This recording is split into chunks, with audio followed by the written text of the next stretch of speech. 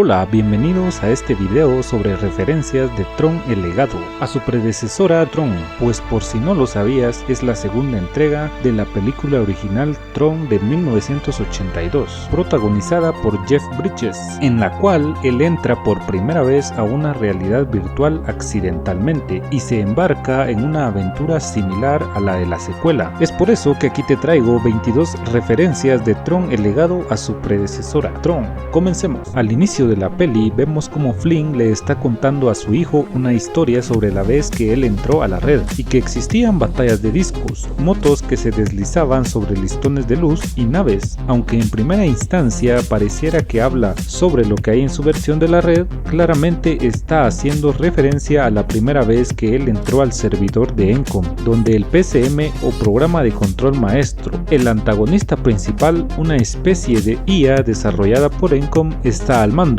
y obliga a los programas que creen en los usuarios a despojarse de esa idea, y si no lo hacen los obliga a participar en juegos mortales. Cuidado, Hogarth, que ese tipo se ve muy peligroso, que sospechosista. Tenga cuidado con ese boy. Flynn menciona que no podía estar en su nueva red todo el tiempo, por lo que creó a Clu, una unidad análoga codificada a su imagen y semejanza, y aunque aquí lo llaman solo Clu, es en realidad Clu 2.0, porque el primero fue destruido por el PCM al quererle sacar información sobre Flynn. En la habitación de Sam podemos ver varias referencias a la primer cinta, como un póster de Tron junto a Yori, también varias figuras de acción, donde también Tron y Yori tienen la misma pose y además aparece Sark en un costado. Yo que no lo vimos, pero sí. Cuando se ve en las noticias que Flynn ha desaparecido, se menciona que fue el creador de dos de los juegos más vendidos, Tron y Paranoicos Espaciales, juegos que en la primera cinta se ve a Flynn jugar uno de ellos, y el otro lo crearía posterior a su experiencia vivida dentro de la red.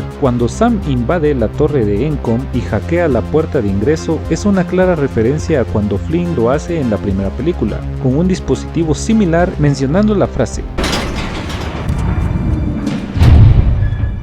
Sí que es una puerta grande. ¿Qué puerta tan grande, eh? ¡Calla!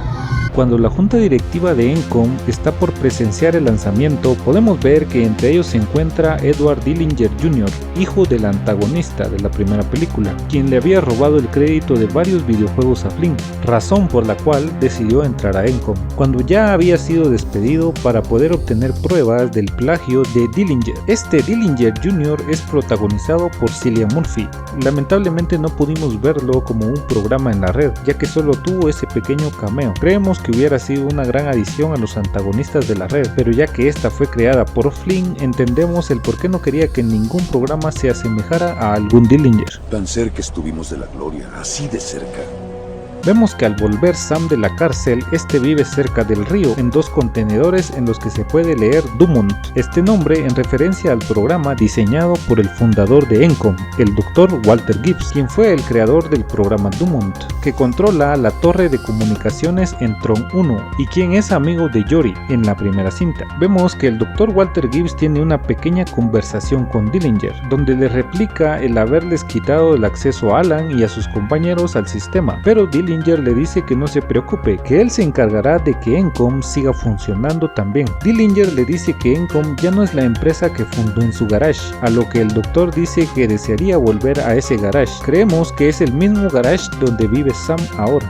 Alan le dice a Sam que ha recibido un mensaje que vino del centro de videojuegos y Sam se dirige a este lugar para ver si encuentra algo relacionado a la desaparición de su padre. Este es el mismo centro de videojuegos que vemos en la primera entrega, donde llega Alan y Laura a pedirle ayuda a Flynn. Así que vuelve arrastrándose. Al llegar Sam vemos el cartel de Paranoicos Espaciales en el techo del local, mismo que aparece en la primera cinta, solo que parece estar debajo de un desgastado póster de Tron, juego el cual Flynn creó posterior a su experiencia en la primera red. Al entrar, Sam sube a la habitación donde su padre solía dormir y vemos que está igual a como cuando Alan y Laura lo visitaron para pedirle su ayuda. Igual igual que en los viejos tiempos. Sam está por irse, pero le llama la atención una máquina de juegos inspirada en Tron y los juegos de las motos. Al ver que es en realidad una puerta corrediza, decide abrirla y podemos ver en un costado a Tron y también a Zark,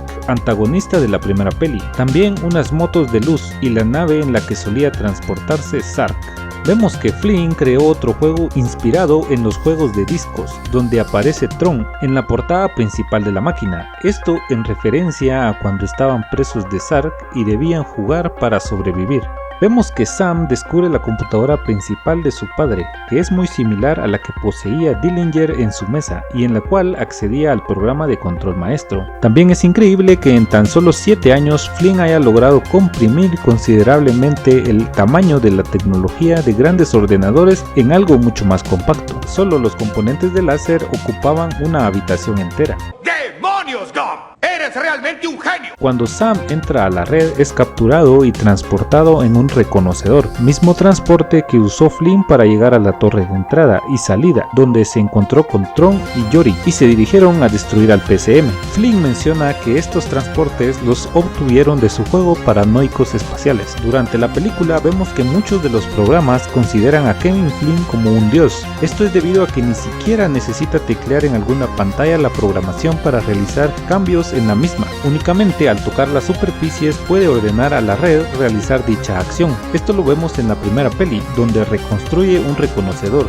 aunque ya estuviera destruido. Esto es debido a que es un usuario y tiene conocimientos de programación, por lo que estando en la red es su mente la que le da esta capacidad. Además que el tiempo transcurre diferente en la red y debido a que si él se iba y regresaba unas horas después, esto podía significar meses o semanas para los habitantes de la red. Y cada vez que veían el resplandor del portal se alegraban, pues sabían que su creador había regresado. Cósmico. Cuando Sam se encuentra al fin con su padre, este le dice que deben hablar en la cena, donde sorpresivamente hay comida que probablemente Kevin llevó del mundo humano al mundo digital, porque vemos que en este mundo es posible, como la ropa de Sam, cosa que en el primer Tron sucedía así. Además beben una especie de agua azul, esta es la misma que bebe Flynn junto a Tron y Ram en la primera película, y vemos que aunque él no es un programa, puede beberla, algo que es mencionado por Tron como la fuente que es donde se les da potencia. A veces se olvida uno de lo bien que se siente la potencia, hasta que se llega a la fuente pura. Una analogía a la fuente de poder de una computadora y cómo esta alimenta cada circuito para que pueda funcionar todo el hardware y por medio de él el software. Sam decide buscar llegar al portal y Korra le recomienda buscar a Sus, un programa que le ayudó muchos ciclos atrás, por lo que decide tomar la moto de su padre, la cual creó para los primeros juegos, una versión 2.0 de la versión que él mismo manejaba en la primera red. ¡Mi nave! En la primera cinta, el programa de control maestro se despide con la frase "fin de la comunicación", en inglés "end of line". Confirma. Confirmado, control maestro. Fin de la comunicación. Esto se refiere, por ejemplo, a que cuando se escribe un programa, al finalizar una instrucción se da un fin de línea, ya sea con un símbolo como un punto y coma o simplemente un salto de línea. En Tron Legacy vemos que el bar de Sus se llama End of Line. ¡Beban algo! Cortesía del Club Fin de la Comunicación. Y también Club 2.0 menciona esta frase al dejar a Sus en su inminente muerte. Disfruta tu bebida.